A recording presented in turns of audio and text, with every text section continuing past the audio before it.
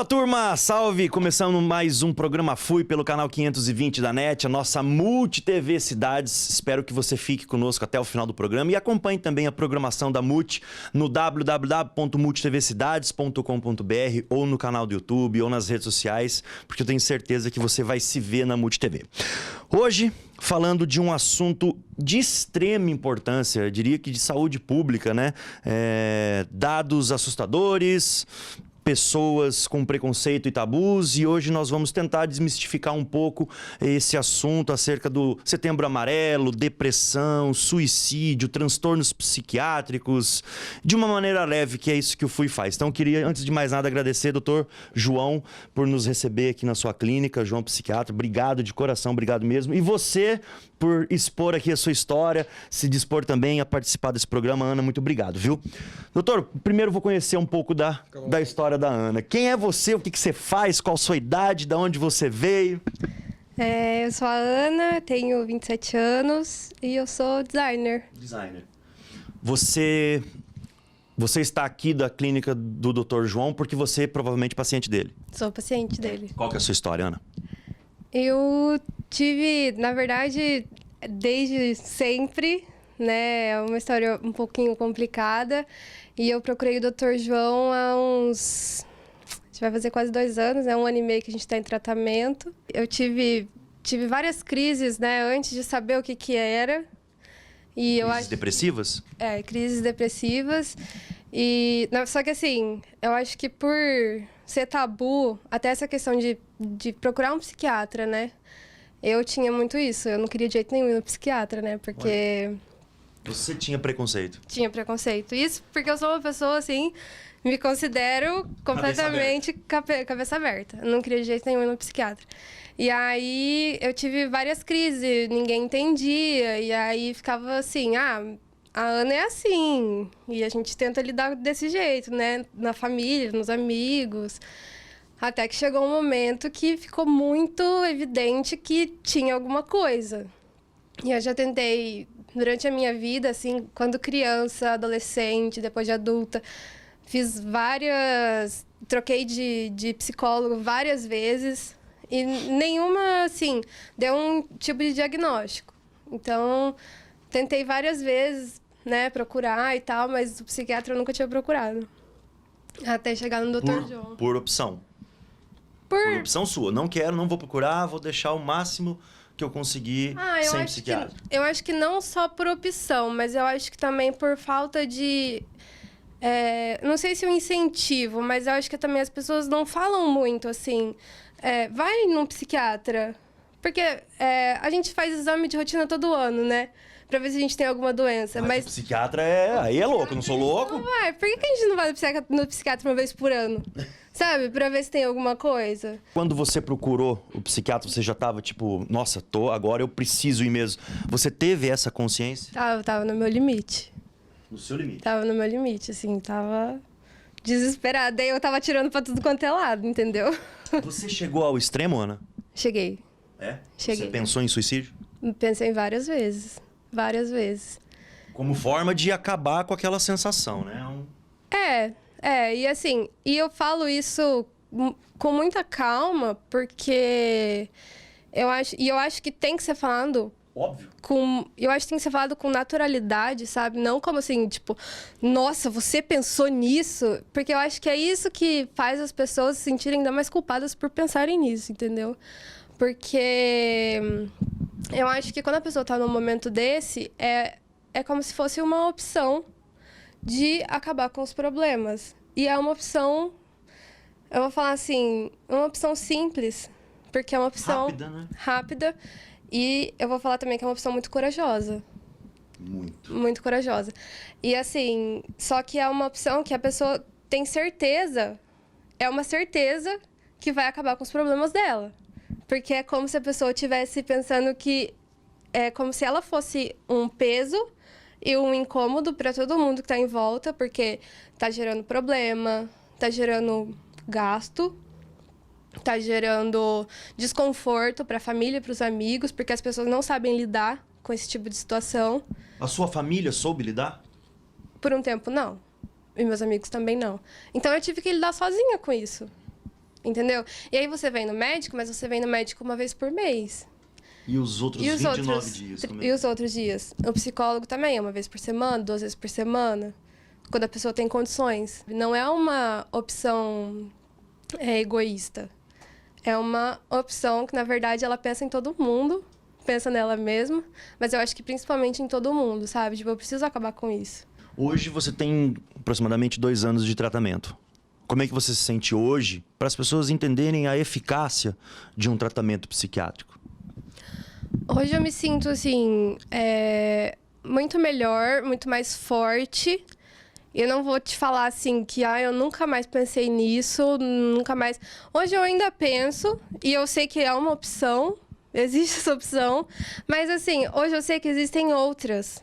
Hoje eu tenho os medicamentos, hoje eu tenho a terapia, hoje eu tenho o meu trabalho, que é uma coisa que me fortalece muito também. Tem outras relações que me fortalecem, outras coisas que eu faço que me fortalecem. Legal. A gente vai encerrar esse primeiro bloco. Nós conversamos com a Ana, conhecemos um pouquinho da Ana, ela vai continuar com a gente. E num segundo bloco nós vamos saber um pouco sobre a parte técnica, a parte científica, né? E tentar desmistificar um pouco esse tabu e essa nuvem negra que existe sobre o Setembro Amarelo, sobre tentativas de suicídio, sobre o suicídio, né? O doutor no bastidor falou uma coisa que eu vou levar pro resto da minha vida. Você vê como é bom a gente conhecer pessoas, né? Assim como o infarto é o resultado de uma cardiopatia não tratada, o suicídio é o resultado de uma depressão, de um transtorno psiquiátrico não tratado. Então a gente encerra o bloco e já volta.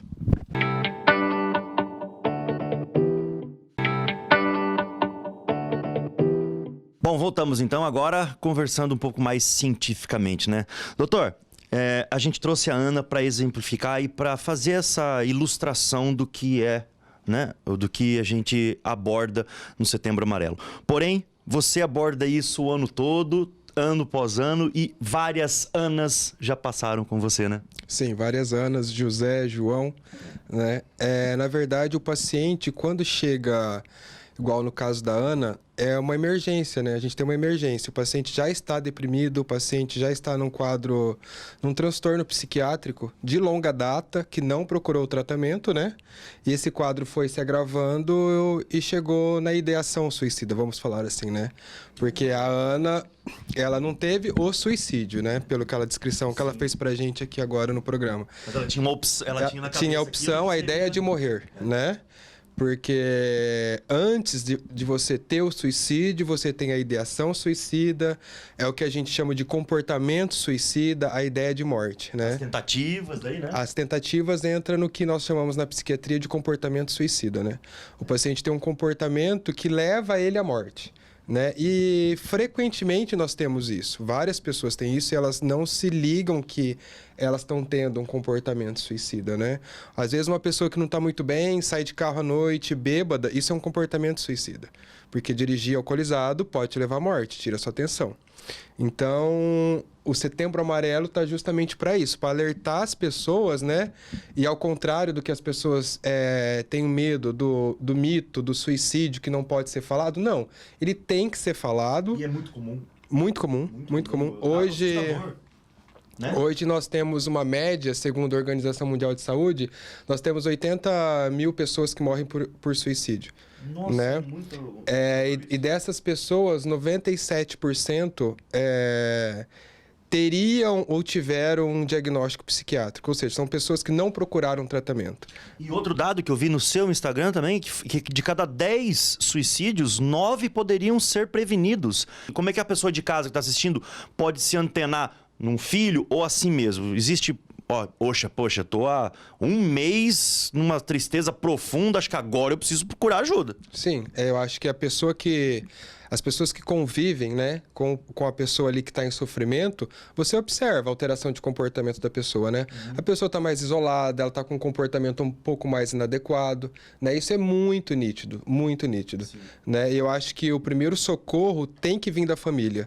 E uma coisa muito interessante que ela disse aqui, muito interessante mesmo, que a primeira forma de você conseguir tirar um paciente dessa ideação suicida é esses laços, né? A gente sabe quanto menor o número de laços que nós temos na vida, maior o risco de suicídio. Então, quando chega um paciente numa situação dessa, né, o meu sinal de alerta principalmente vai ser averiguar os laços dessa pessoa.